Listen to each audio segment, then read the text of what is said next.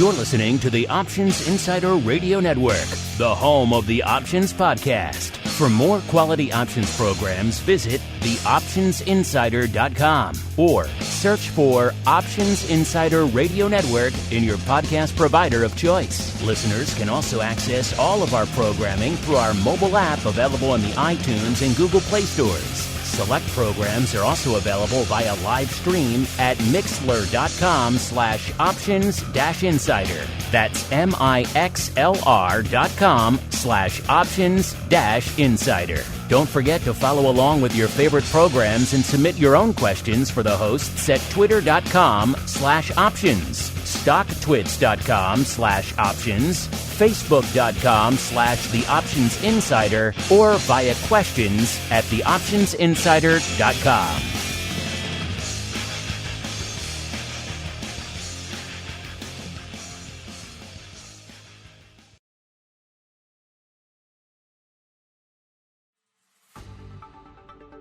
Welcome to Volatility Views, the premier program for volatility traders. Each week, we'll take a deep dive into the world of volatility with in-depth analysis, trading activity reviews, strategy breakdowns, cutting-edge education, and much more. We'll also bring you exclusive conversations with the traders, researchers, and asset managers who are reshaping the volatility landscape.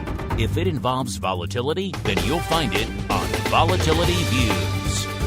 Volatility Views is brought to you by MIAX, one of the fastest options platforms in the world. MIAX is now trading options on the SPIKES Volatility Index, offering pinpoint accuracy, radically faster dissemination, and a highly transparent settlement auction for confident trading, all for competitive exchange fees. It's time to make a change and give yourself an edge with SPIKES. Learn more about SPIKES at www.miaxoptions.com/spikes. Options involve risk and are not suitable for all investors. The statements made are provided for informational purposes only and should not be relied on for financial or legal advice.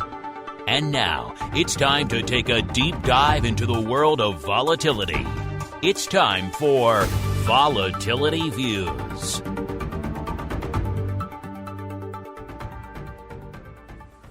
All right, everybody. That music means we're back once again with a little bit of the old Volatility Views, the premier program for volatility traders. And oh, what a week we have to discuss with you today. My name is Mark Longo from theoptionsinsider.com, as well as, of course, from the ever necessary in these markets, Options Insider Radio Network. Hope you liking all the stuff that's hitting the airwaves for you there. We're working diligently behind the scenes to bring it all to you. More to come, so stay tuned for that. And, of course, you guys, as always, can join us live here on the old Vol Views program every Friday, 1 p.m. Central, 2 p.m. Eastern. We pushed it back a little bit since we used to do it around noon. Pushed it back a little bit to accommodate our friends across the pond over there, including one of those who's going to be joining us in a little bit. And, of course, however you listen, make sure you hit us up, questions, comments. I know you guys have a lot of them right about now, so keep those coming in. We'll try to answer as many as we can here on the old program. And speaking of people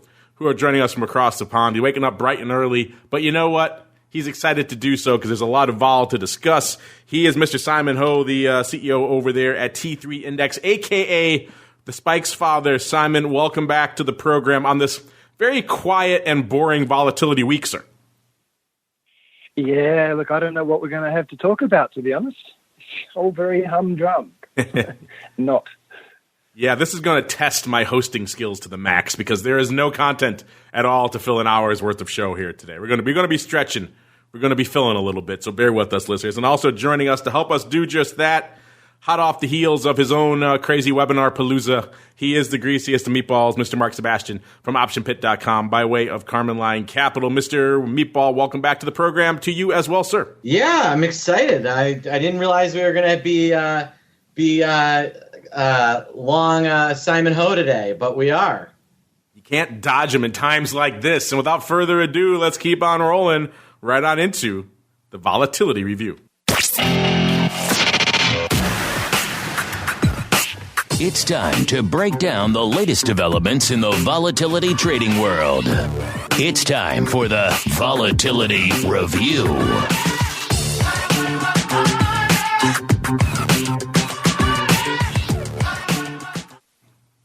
right, everybody. Welcome to the Volatility Review, the portion of the program where we review the week that was and still is, from volatility, trading, and trending, and unusual analysis, and just, crazy, what the heck is going on perspective.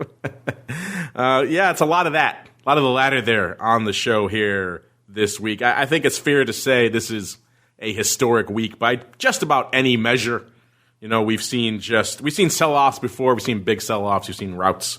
We've seen bear markets and all sorts of things like that. But there's a lot going on this week that is just beyond a lot of what we've seen before in a lot of different levels. I'll break down just some of it for you. Of course, everyone knows yesterday was pretty much the worst single-day sell-off since the big crash of 87, so it didn't quite break that. But everyone who's in the option space and the volatility space knows the 87 crash is pretty much near and dear to a lot of options traders out there because it pretty much gave birth to the modern options industry. Concepts like skew that we take for granted today were born out of the maelstrom of the 87 crash. A lot of the modern firms that dominate the options landscape were pretty much the survivors of the wreckage of the 87 crash. All sorts of fun stories have emerged about that time over the years. So that crash, pretty historic. Yesterday, second only to that. So that shows how we're lining up over there. Of course, pretty much the bull now is dead. Pick your index.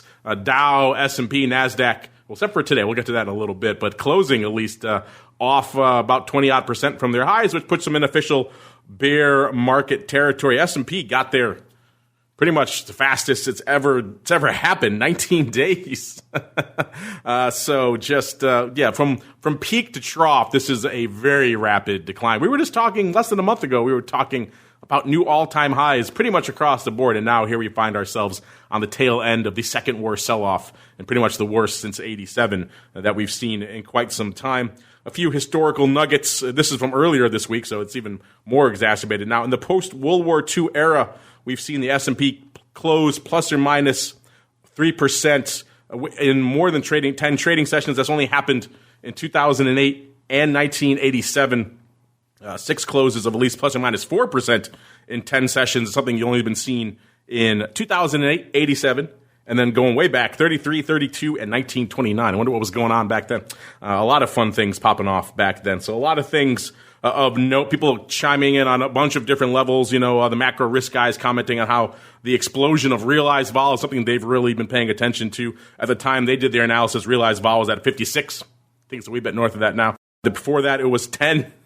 Or it's going to be 8 in the prior 10 days. So that's one of the most rapid just explosions of realized vol that we've seen in some time. They say they actually have to go all the way back to the crash of 87 to observe a larger shock of realized volatility in the marketplace, which is why, again, this is very much historic from a lot of levels. Also, some interesting stuff about maybe junk strikes in the SPX. We can get into that a little bit. And that's not enough. Speaking of the SPX, more historic developments this week. Earlier this week, we see the CME effectively shuttering their trading floors. Now, it wasn't hugely surprising to see CME do that because CME has been looking for ways to get out of the floor business for some time. So the fact that they would jump on this to do that, not exactly surprising to a lot of people. What was surprising to a lot of people, though, was just yesterday we found out CBOE going to be following suit after the close today, shutting down their floor operations, which, as you know, I mean, CME, a lot of that volume has shifted to Globex, so they can probably make do, but CBOE still,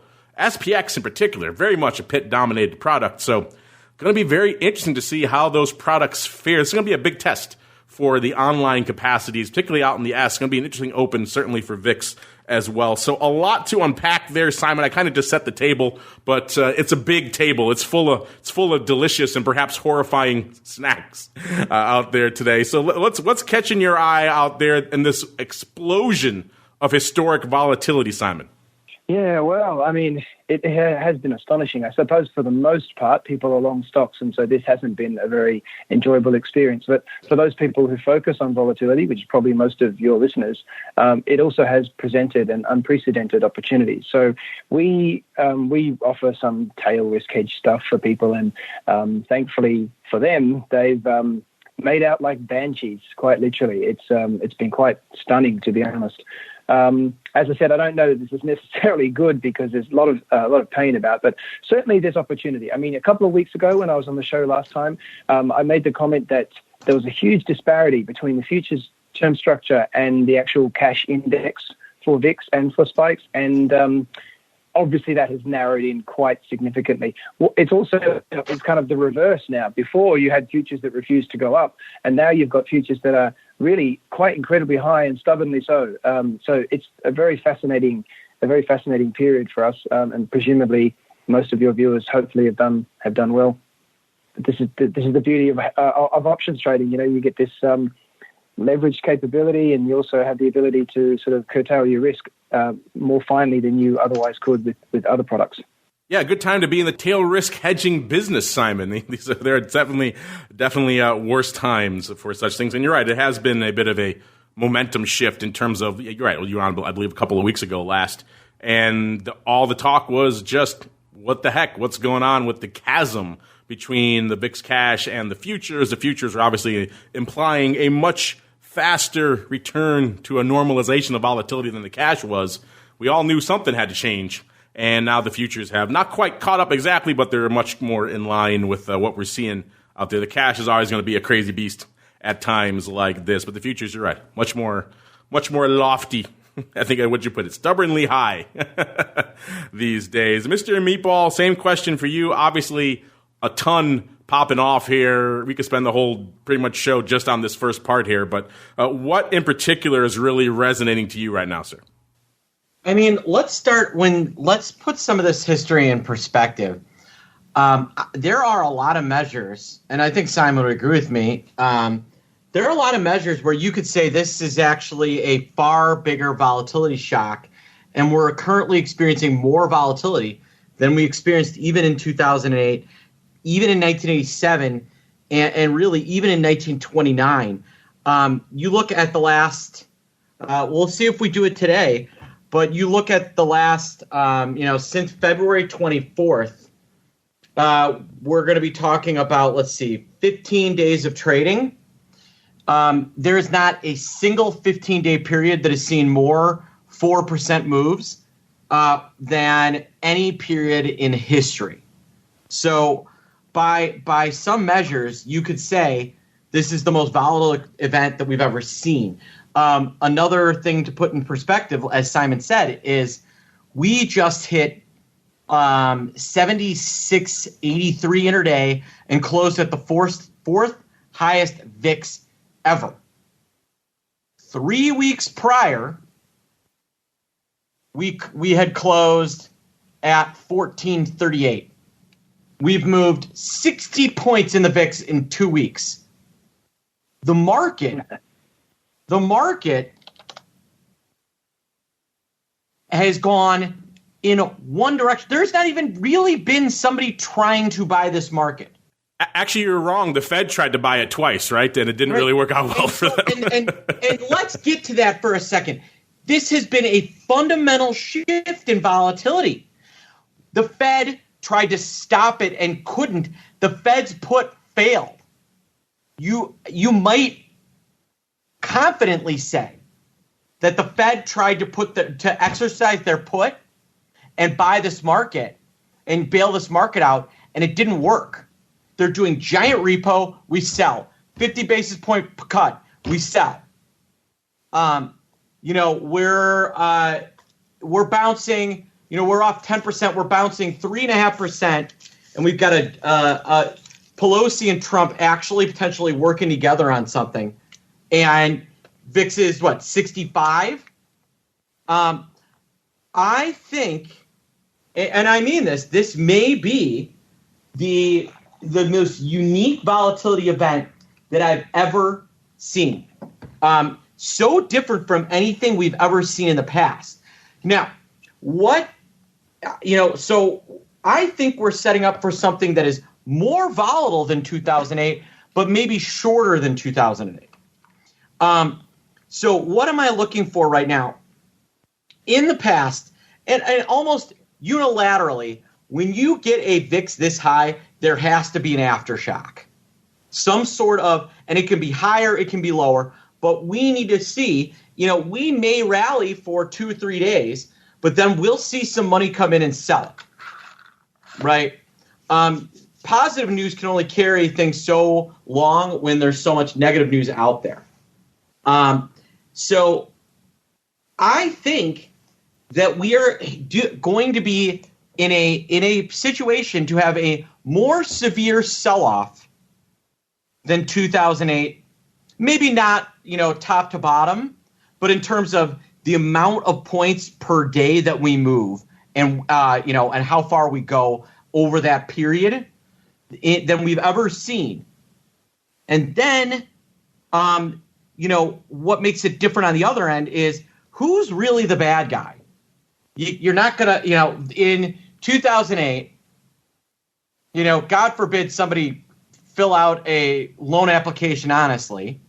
But in 2008, we had the mortgage brokers to blame. We had the banks to blame. We had the evil oil companies to blame. You remember right before everything fell apart in 2008, Simon, I think you'll remember this, Mark. I know you will too. Exxon and Chevron were having to apologize for their profits. Do you remember that? They went on and Exxon had made some disgusting amount of money, which, by the way, by today's standards is nothing. But Exxon had made a disgusting amount of money per share, and they had to come out and apologize. So we had bad guys, right? Oil was $140 a barrel. We had the mortgage crisis, all sorts of stuff. Who's the bad guy here? Bats? Bats. Clearly it's the Fed because no one wants to hear what they're selling, right? That's just so the point is that, when this starts to clear up and, and we do come out of this, I think that you'll see things happen pretty quickly. Although, my friend, you may know that his name is Michael Thompson and Matthew Thompson of the Thompson twins. The Thompson Capital Management, they brought up a good point. Are we going to start seeing a volatility risk premium get priced into flu season after what we've just seen? That could totally be the case. Obviously, if there's still rumors about how long this will last. Will it burn out over the summer like they think? Will it be a seasonal event? In which case, that seasonality of December vol can be a very different beast. That's a permanent. So, like I said, I think we come out of this quicker than we did 2008, which took years and years and years. But the idea that this is going to be that V-bottom bounce and we go right back to 3,400 like everyone's used to, like let's say like even a December of 2018, I think is kind of laughable because there are systemic issues here. This is not just like the trade stuff. You literally flip a switch and everything's better. This is not that. So what we've got is a more severe 2008, but maybe a little shorter. I don't know, Simon. I brought up a lot there. What are your thoughts? Yeah, well, I genuinely agree with you. I think you've hit, the main points on the head that people should be worried about. I do agree that I think this is going to probably be shorter. As you pointed out, this is the most volatile event kind of ever. And so therefore, I think by virtue of that, you'll find that it should peter out at some point. At the end of the day, the market's not just going to keep falling and falling and falling. And overall, the world economy prior to coronavirus was, doing very well and had been doing well for a long time. So I think this is kind of a shakeout that's probably actually pretty warranted. We've had a 10-year long bull run that's unimpeded. So, people knew it was coming, but this was never thought of as being a catalyst. So, yeah, I agree with you. I think it could be quite a bit shorter. I also agree with your comments that this is just beyond volatile. You've mentioned all those key dates in the past in history, and this one certainly surmounts that. So, I think in the coming maybe weeks, we'd probably see. I think volatility actually could come down quite a bit. Opinion over time.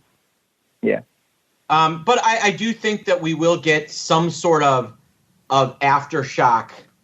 And we might see a run. It looked for a second. I think a really compelling case for how scared people are. We were still up 15 on the day, and the VIX was up 2. There is just a sense of terror in overall markets here right now, and so. I was kind of thinking we were going to see a new all-time high in the VIX, and I still have that on the cards. What I'm going to be looking for Here's how, folks.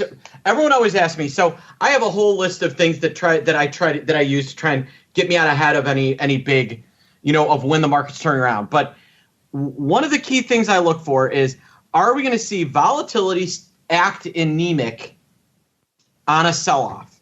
And when we start seeing that, that's when things, as Simon said, volatility is starting to peter out.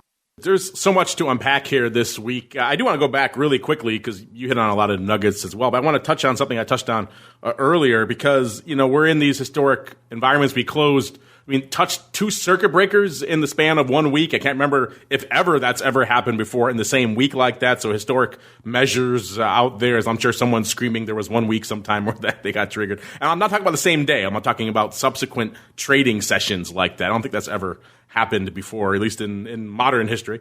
And of course, we have the concerns we saw on Monday. Obviously coming in, opening up, limit down, effectively circuit breakers triggering. A lot of the liquidity providers didn't really come to play. They widened out as you would expect. That's the game on this kind of thing. So there have been a lot of concerns about liquidity. Your buddy, Mr. Kramer, Mr. Meatball has been going on and on about liquidity. He thinks the Fed and the government, everyone else should step in. And Fed did with over $1 trillion worth of repos, and the market just shrugged it off. And now, of course, we're seeing on the option specific side, CME first, and then now SIBO closing down, which marks, I do believe, the first time pretty much all S&P 500 options, and that's a lot of paper, listen, that's a lot of institutional liquidity the market takes down. Pretty much the first time all of that is going to be handled electronically coming on Monday, which we've never seen before, and I think is an open question. How much these systems, Globex is robust, the SIBO hybrid BATS system there, never really been tested like this. So I'm kind of curious. I don't know, Simon, that's one of the main driving points you guys brought home at the end of the day, why you designed spikes around SPY, is that it's a multiply listed entity. Something like SPX is locked to the SIBO, and maybe we're going to see some of the fraying of that single point of failure. Are you concerned about liquidity at all, particularly in the SPX or in the S&P 500 coming into Monday? Well, you make a very good point. I mean, at the end of the day, we kind of have, we don't have a floor as such, and so we've had to accommodate without it.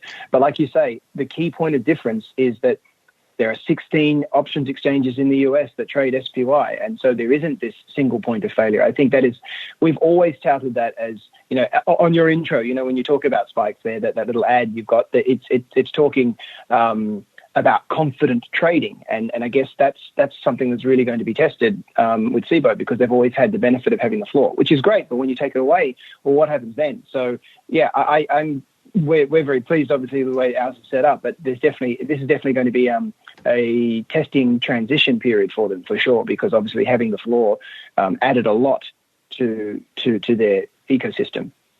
Yeah, I mean, SPX is kind of the signature product for still desiring a lot of complex, a lot of high-touch execution.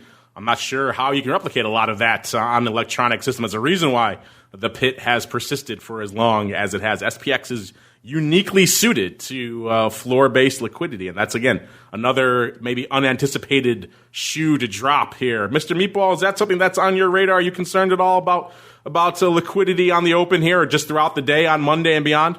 Yeah, I was just getting lost in that. I'll be interested to see whether it'll be electronic. I'll be able to, how are they going to cross things? Does SPX, are they moving to like the hybrid 2.0? Have we heard about the mechanics on this? Because, the big concern with SPX is how do they get all this stuff up? And that's kind of concerning. I do think that's interesting. And I'll tell you what I'm really nervous about is settlement next Friday and VIX settlement on the 18th. That is going to be a show of shows on the 18th, which is, I don't. How are they going to do that with all that stuff in there? That's going to be absolutely nightmarish. Yeah, I think there's a lot of open questions. I'll have to ask your buddy Tubby, because you're right, crossing all these, baked-in functions of the floor out there kind of go the way of the dodo out there on Monday. Just let alone can they even handle the size? This is a huge stress test for their systems. I think we've seen a lot of paper on Globex, so people are a little bit less concerned about that. The SIBO system, kind of a new entity, particularly now that it's all been overhauled with all that BATS test or tech. This is really the first stress test for it. So, yeah, well, I suppose we shall see on Monday. If you were concerned about liquidity last Monday, maybe this Monday might be an interesting beast out there. All the liquidity providers have to make sure they're all set up, ready to quote on these systems and provide size, which I'm guessing they're probably not going to be too willing to do. So a lot of interesting things out there. Before we can get more into the overall vol space, we haven't even gotten into where the hell VIX is right now. We're so busy in spikes. A lot of people like to use alternative assets as their hedges in times like this, and I've often said, only somewhat jokingly, but when it all hits the fan at the end of the day, correlation tends to move to one, and we're starting to see that now. Of course, we're seeing a bit of a rally out there, which is fueling this, but a lot of people like to go to gold. It's the kind of traditional flight to quality asset out there. So in times of shock, and you expect gold to do well, and gold did do well on Monday, and then the rest of the week, pretty much not so much. In fact, as of right now, gold is getting hammered. It's on tap for a weekly loss of more than 9%. That is its largest weekly loss since September of 2011. So if you're out there using gold as your hedge, I think we have a listener comment about that a little bit later. If you're looking for a true hedge in this environment, volatility is kind of really your only true inversely correlated bet. Everything else, crypto, people are talking about crypto being a non-correlated or perhaps inversely correlated, depending on how you looked at it, asset, that getting hammered this week as well. So the safe havens kind of sucked this week. So if you're looking for that volatility, kind of the only game in town. Speaking of vol, let's get to it really quickly here. Already halfway through the show, but there's just so much to unpack here this week. Coming into showtime, VIX was at about a 72.5, and Spikes was at about a 70. That puts them up about 24 and 23 points respectively. Since we've been talking the market down here a little bit, or the market up, vol down, we've seen VIX and Spikes both come in a little bit. VIX now at about a 64.5. That puts it up about 18 points from where it was, a meager 18 points from last show. And Spikes is at about a 63.5. That puts it up, about 16 points from where it was last show. Both of them hitting highs earlier today, 75.41 for Spikes, 77.5 for the VIX Cash. Our old friend, the VVIX, get ready for this one, 178.5 as of the start of the show at least. It's changed a little bit now. That puts it up a whopping 51.5 handles from where it was last week. You know, we talk about it when it starts getting in the triple digits, start paying attention. When it gets over 120, really pay attention. We are so far north of that, listeners. We are 50-plus handles beyond that barometer of, you got to start paying attention. That goes back to what we were saying earlier about the realized volatility explosion out there and just how much volatility of volatility we've been seeing out there of late. The futures, VIX futures out there, kind of crazy. We talked about it before, how there was that election bump. Got exacerbated a bit in the early days of the sell-off, has kind of been somewhat mitigated out there as well. Cash obviously still leading the dance. It was coming to showtime about 9 points above that March future and about a whopping 24 points above the April future. So a little bit of cash juice, shall we say, to use the technical term. Interesting stuff out here in Spikes. Let's go out to the options now. Again, it was just an explosion of paper out here this week, so it's going to be kind of hard to parse it all. We're going to kind of hit the big moments for you listeners, and then if you have specific trades or questions, you can always follow up with those. But it's impossible when we have million contract plus days every day to hit it all. We're going to hit on the big ones. Let's start in Spikes options land. Some of those options coming off here this week. We were at about a 95,000 OI last week, down to about 73,000 this week. Obviously taking some paper off the table here. That 1x2 still open for a pretty decent size. Not surprising someone would take some of that off, because why wouldn't you now? It's the 1725 out there in April. 35,500 for the number one spot, April 25s. Number two, 17,750 of the April 17s. Number three, 8,950 of the March 23s. Number four, 44.79 of the March 16s. And round out the top five here, 4,000 of the March 25s. Total, like I said, 73,000 contracts open. I should say 73,001, because there's 73,000 calls and a whopping one put. So whoever's out there on the put side, we like you. We see you here. on the show. And let's move on out to VIX land. Coming into showtime, the start of the show, they were at about 1.3 million contracts up in VIX. Again, this is one of those days you might expect to see a little bit more paper, but we've seen, as we mentioned at the top of the show, multiple systemic shocks to the system. Once you've seen a few of these, 6 or 10 in a row, you start to get a little bit jaded.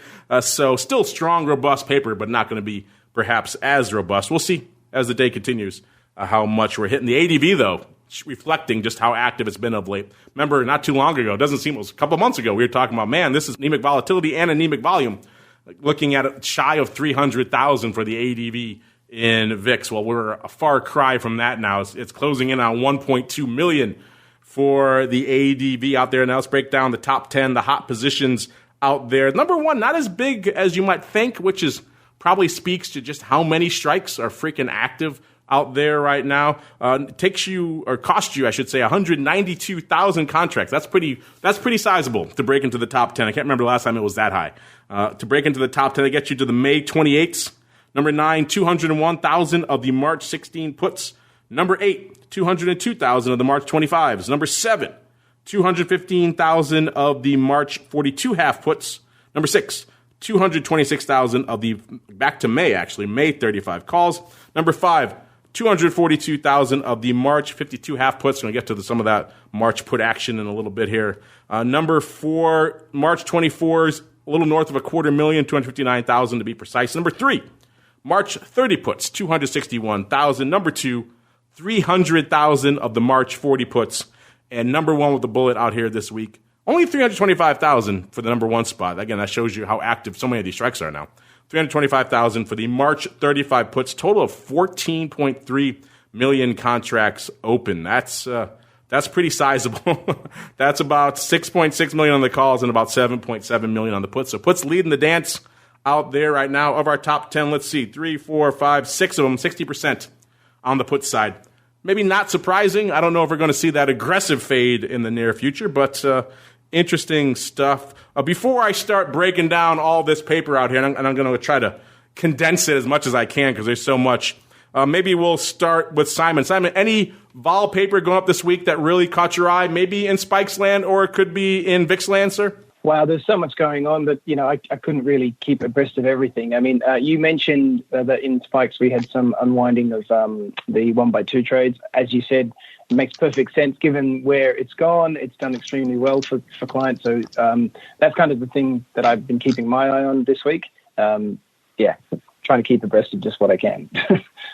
Yeah, if that guy didn't unwind, I would have to start, or gal, whoever it is, or guys or gals, they weren't unwinding at this point. I mean, it's a 17-25, for God's sakes. You hit a home run. Take some of that off. How much more do you need? You're threatening 70 in the cash. The futures are pretty juicy. You got a good little setup here. So, yeah, they weren't taking some. I'm surprised they didn't take more off, quite frankly. Maybe, I guess they clearly think, perhaps, we're in for more troubled waters ahead, which can't really blame them. Mr. Meatball, before I start parsing all of this paper that went up this week, and there was a freaking ton, I think it's a technical term, anything really resonating to you or catching your eye out there in VIX options land this week, sir?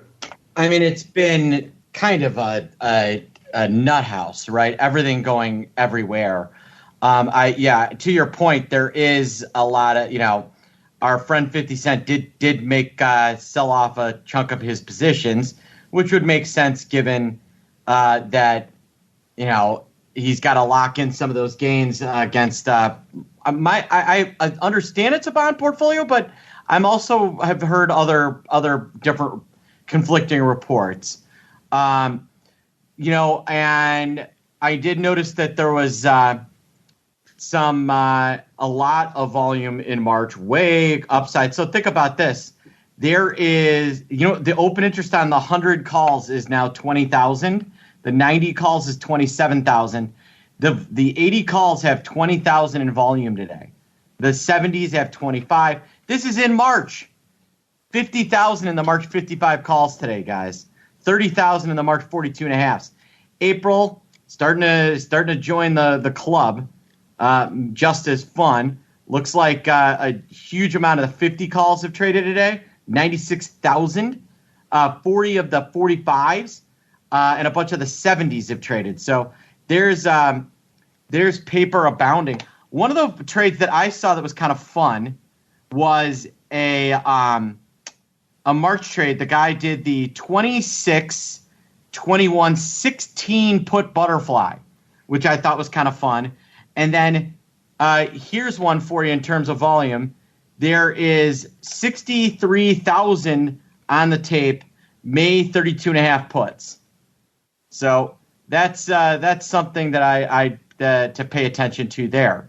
So some of the May positioning, most of the vol is backing off and we're starting to calm down, is positioning for May expiration, not even April. So that fly 26, 21, 16, those were the strikes? I believe so. I can double check that, but yes. That's an interesting one, depending on how they put it on, what ratio they put it on. But they did it one by one by one. Oh.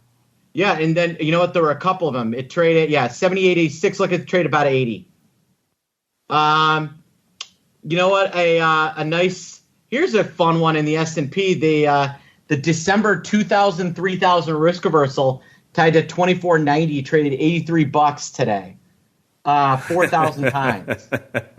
I'm going to guess they're buying the put. Just going to guess. They were buying the put.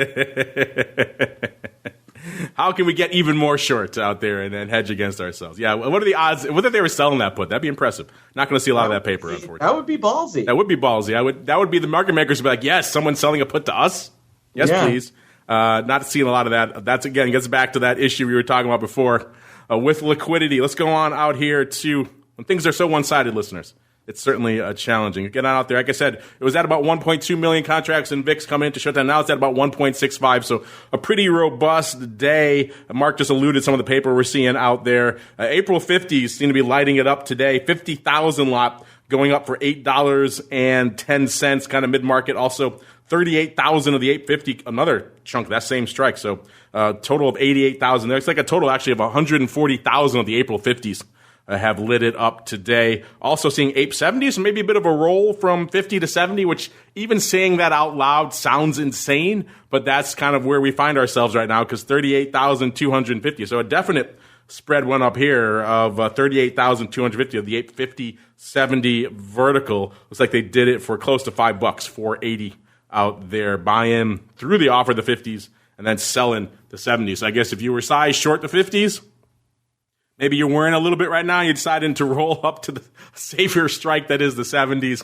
Either way, for whatever reason, you're rolling 50 to 70. Just the notion that we're even saying that out loud to me is just crazy. Just shows where we are right now. Number two big trade out there today in terms of just contracts and size, listeners, 93,000 of the 70s. So like I said, 50-70 is the hot one.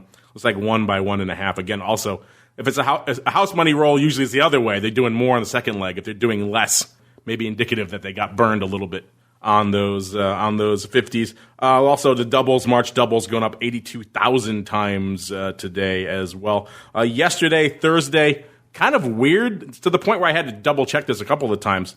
It was the exact same amount of volume as last Thursday. It was 1.71 million contracts last Thursday, 1.71 million today. It didn't really seem like that was possible, but double checked it and triple checked it. It is the case. So very weird, odd bit of synchronicity out there on Thursday. The big print yesterday, of course, 52 half puts in March, doing nearly 250,000 contracts, listeners, including huge prints, 115,000 of these going up in one print for 436.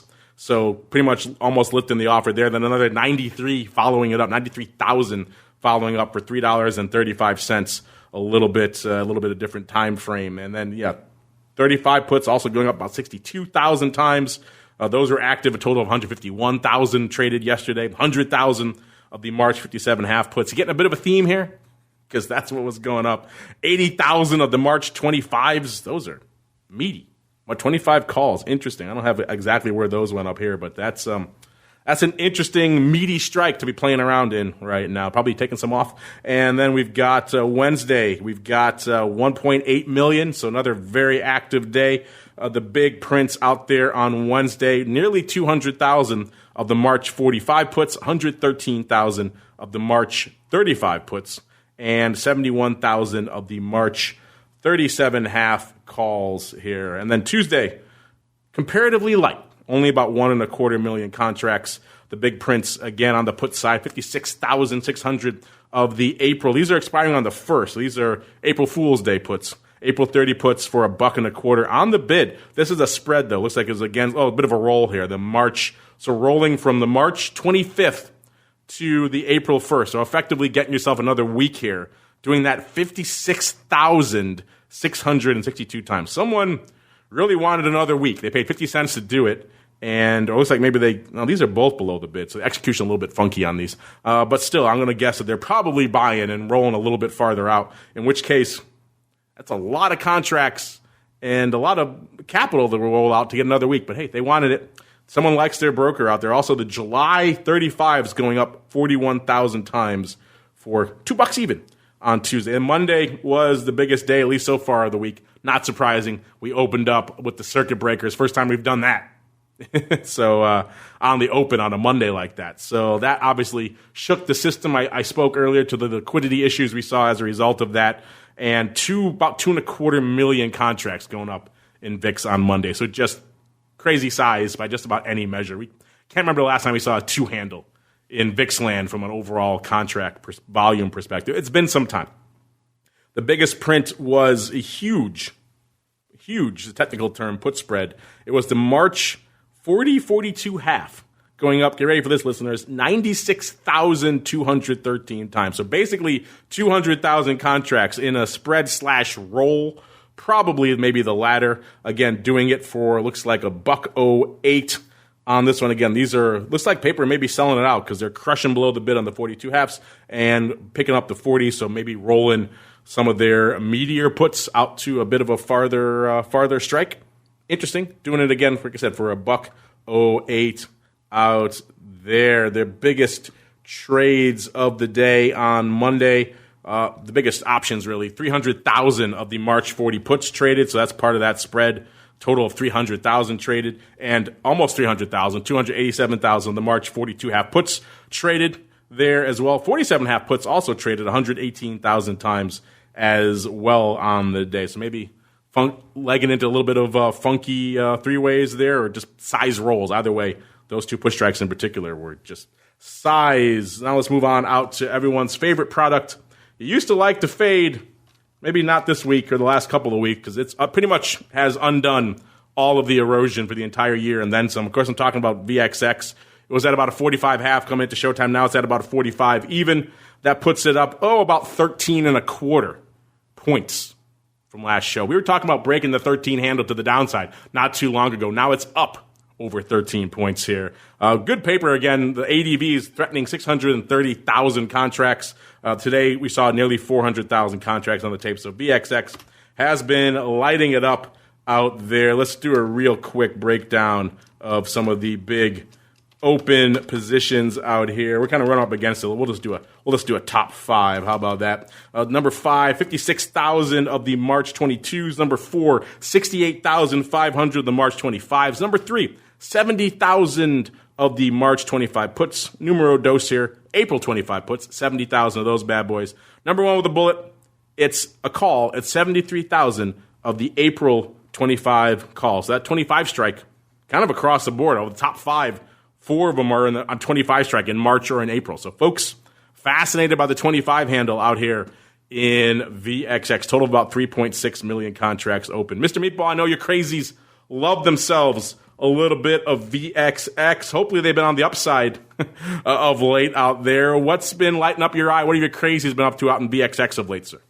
You know, what's interesting is how high the vol is in VXX, and how really all the way back to 2021.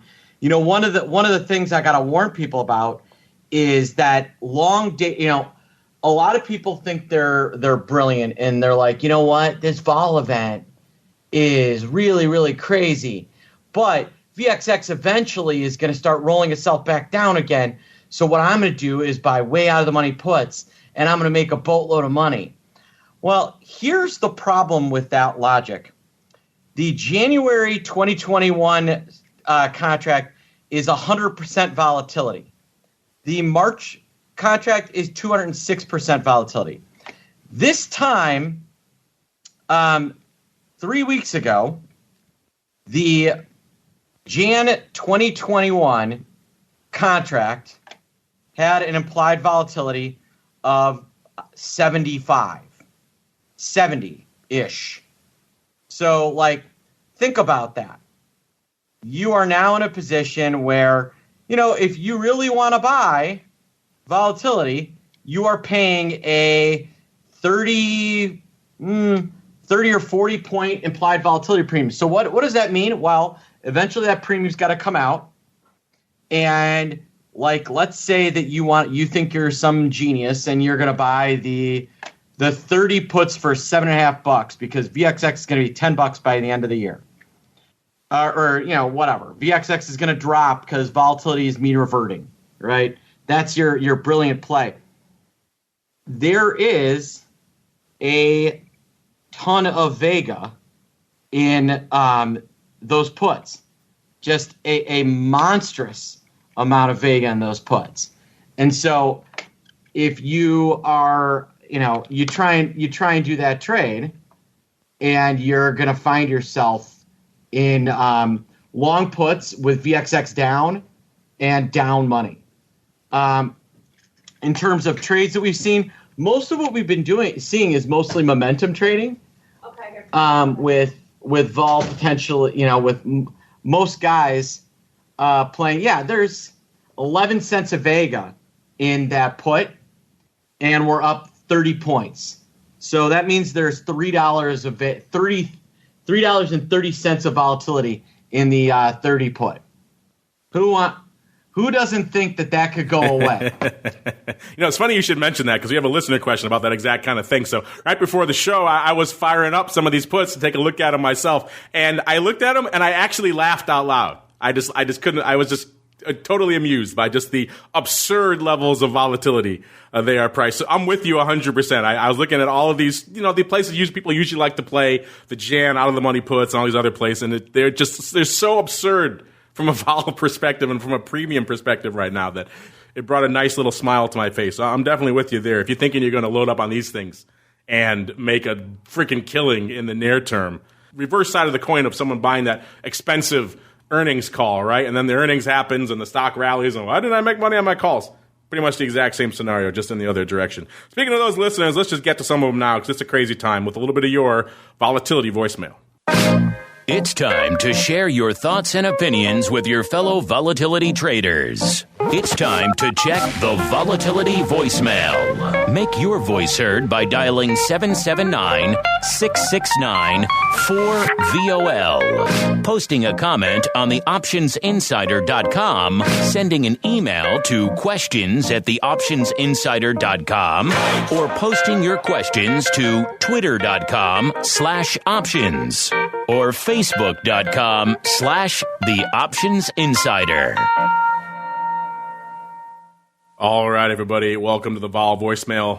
A lot of you liked what Russell was on the show last week, sending out that old screen grab he had of the Aqua Teen Hunger Force. A lot of you were chiming in on that throughout the week. Excited, Jim Carroll and others saying hooray that he said the old gang was back together. If you haven't seen it, I think we retweeted or just follow Russell out there. It's just a fun, silly. I don't know the name of all the characters, but I know the meatball. That certainly looks as a striking, stunning likeness to Sebastian. The shake guy, I'm not sure if that's Russell, but the goatee guy, I could certainly be argued for that. Pat Hennessy, who was on the show not too long ago, he was chiming in this week saying this is, I forgot what day this was, but pick a day. It was pretty much all of them. He said stocks were down, or he misspelled it. He said stonks, but stocks were down, bonds were down, and gold was down. So nowhere to hide today, unless of course you're long vol, which, yeah, that's what we're saying at the top of the show. Long vol, a good friend to have in these troubled times. Our buddy Mr. Rhodes was chiming in actually about that spread we talked about last week. Remember the one Mark came out right at the end of the show and talked about that three-legged fly there was the March 42 half puts. Paper buying those 66,000 times, selling 189,000 the March 35 puts, and buying 100,000 the March 30 puts. Remember, Mr. Meatball, you were a fan of that one last week. Are you still as enamored by that trade this week, sir? I had it off by Monday. I put it on and I got out of it for about a 50% gain Monday. It was a really nice trade. Good job. but you needed to take that off because it was long volatility when you first put it on, but then it lost it. And so that's why you needed to be willing to take that off when at a certain point. Yeah, that one, I was going to say that you had to be very quick on the trigger finger with that one out there. We had David Svensson chiming in saying he thinks it was probably a state pension fund. Interesting. So I see a lot of pension funds usually hedging vol in three-legged flies, especially to the downside like that. But crazier things have happened out there. You know what? We got some more questions here, but I know, let's tell you what. We'll get on out to the crystal ball because we're coming against, I know, Mr. Meatball, you have to run in a little bit as well. So maybe we'll do that without further ado. And if we have extra time at the end, we can maybe squeeze in one or two more. So right now, we'll go right into our crystal ball. It's time to peer into the future and reveal what the volatility gods hold in store. It's time to look into the crystal ball.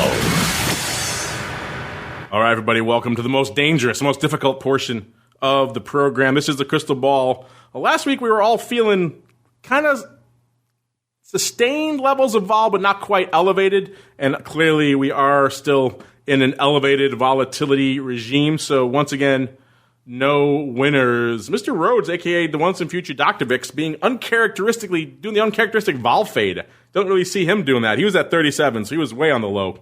He's not in the running. As of the end of the show here, listeners, we're seeing VIX cash. LLC Spikes is at about a 63 3/4. And we've got VIX cash, if my system will play ball with me, there we go, right around, it's a little bit shy of 65, about 64 3/4 out there. So spoiler alert, no one winning again this week. I was next highest. I was about 43.5, so I was feeling a little bit reduced vol to even about what we were last week, but not a ton. And the Meatball was feeling the upside up to 49 3/8, oddly precise. He was the closest, but unfortunately the vol went over all of us. By the way, Mr. Simon, we got some guy listening last week. Frank kept chiming in saying, Simon is my hero. Give him the win. So you clearly have a fan out there, Simon. He wanted you to get the win last week, but unfortunately you did not, sir. So there you go. Your fans are arguing with me that you should get the win, sir. Oh, I'm chuffed. That's awesome. That's a win for me, even if I didn't win. There you go. Win for Simon. Mr. Meatball, I know you have to run, and you were the closest, even though none of us won last week. So I'll let you go first, sir. What are you feeling for this time next week? This time next week, huh? And let's see. Right now, 63 1/4-ish. Let's see. I'm thinking of a number. Am I the only person that always thinks of that stupid Encyclopedia Britannica commercial when that comes on? I think you are. I think you very much are. All right. Well, anyway, I'm thinking of a number.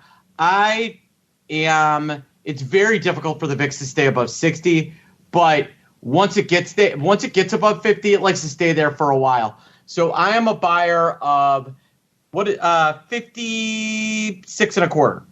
56 1/4. And I know you got to run, but I know you had your big vol webinar last night. Give us a quick hit on how that went. And if folks want to check out maybe a recording of it or see what else you guys got cooking, where should they go? What should they do?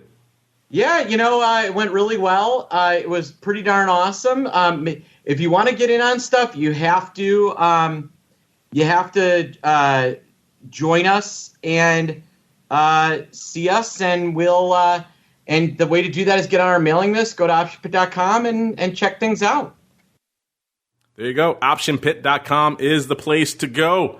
Sign up for those webinars. Sign up for the cool kids club, a.k.a. the Vol Trading Club over there. Get a fun MAGA hat. Maybe not the MAGA you're thinking of. And all the other fun stuff. Get the secret handshake, the keys to the clubhouse. The Vol Trading Clubhouse, that is. Optionpit.com is the place to go. All right, and Mr. Simon, your fans here would be mad at me if I didn't let you go next. Because you didn't guess last week, so you can't really be blamed for winning or losing, even though, again, Frank wanted you to win. So what do you have to say here for all your fans out there? Want you to win this week. What's your guess, sir? Well, I'm going to do this for Frank. He's my new buddy, so I'm going to say 55. Ooh, oddly tight. Oddly tight and close to the Meatball out there. So 56 1/4 for the Meatball, 55 for Mr. Simon. All right, so that comes down to me. I was not the winner last week, but we had no winner, so I don't feel as bad about that. Like I said, we still are north of the 60 handle in both of them, 63 or so for spikes and about a similar level or so for VIX cash. Again, these are challenging times. That's why I hate letting people go first, because I was kind of feeling around a level like that. But you know what? I'm going to have to play a different game now, because the mid-50s is kind of squeezed out. Let's go. I'm not seeing a lot more downside of the vol, though. So I'm going to say not that dissimilar from where we are right now. I know that's a tall ask, but I'm going to say it nonetheless. I'm going to say 61 and a half. I was thinking 62, but I'm going to go 61 and a half. So there's our market, listeners. 55 on the downside. That is Mr. Simon. 56 and a quarter in the middle for the meatball, and me playing the rear Dr. VIX role this week of the upside with 61 and a half. All right, everybody. That music, unfortunately, means we've run out of time on this. I know you have more questions. I'm sorry. Maybe we'll do. We have a boot camp coming. We answer a lot of your questions in that. Stay tuned. Look for that on the network. And we're going to try to get more, maybe some special Q&A episodes, because there's just so many coming in from the social media and all the other places, the email, the website thing, the live chat, everywhere else. So we like your questions. Keep them coming. We don't answer them on the show. We try to answer them on other venues, maybe on wherever you ask them. So stay tuned for that. But before we go, Mr. Simon, if folks are intrigued by what you guys got cooking over there, maybe they want to talk to you about tail risk. Maybe they want to talk to you about the milkshake index or whatever else you guys got cooking over there in T3 land. First off, if you want to leave us with the T's, have at it, sir. And then also, if folks want to learn more, where should they go? What should they do? Right, well, the first place is to go to t3index.com, which showcases most of our indices. We're also in the middle of developing a whole bunch of new stuff coming out, including, it seems like maybe a bit staid, but, we're doing a buy-right index that uses spikes as an indicator, and it actually outperforms the major benchmarks out there considerably. So we'll be launching that in the next week or two. Oh, a little bit of the old premium harvesting. That's always a popular one with the folks. If you want to check that out, listeners, you know where to go. The letter T, the number 3, index.com is the place to go for that forthcoming buy right index, for the milkshake index, all that good stuff. And you know where to go to learn more about spikes. It's MIAXoptions.com/spikes, MIAX. So just type MIAX or spikes into your browser. You'll be able to find it there. That'll give you a fun video about all things spikes, a little cool link to a fun show you might like called Volatility Views, and of course a lot of other fun stuff out there as well. MIAXoptions.com/spikes is the place to go. And on behalf of the greasiest of meatballs and Mr. Simon, aka the Spikes Father, and myself, I thank all of you out there for downloading, streaming, subscribing, for keeping those questions coming. We love to hear from you. Keep them coming. And we'll see you back here on Monday again. Kick it all off again with the option block and then crypto. And we'll get right into OPR and all the other good stuff we have coming up next week. And then right back here again on Friday for more Volatility Views. Volatility Views is brought to you by MIAX, one of the fastest options platforms in the world. MIAX is now trading options on the Spikes Volatility Index, offering pinpoint accuracy, radically faster dissemination, and a highly transparent settlement auction for confident trading, all for competitive exchange fees. It's time to make a change and give yourself an edge with Spikes. Learn more about Spikes at www.miaxoptions.com/spikes. Options involve risk and are not suitable for all investors. The statements made are provided for information purposes only and are not intended to provide and should not be relied on for financial or legal advice.